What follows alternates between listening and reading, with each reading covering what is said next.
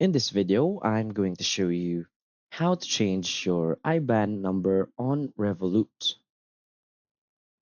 So please watch the video until the end and follow this tutorial step by step to avoid making mistakes. So let's get started.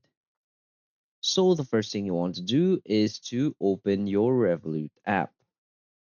Now in the Revolut app, you want to select the Accounts tab at the bottom of the screen.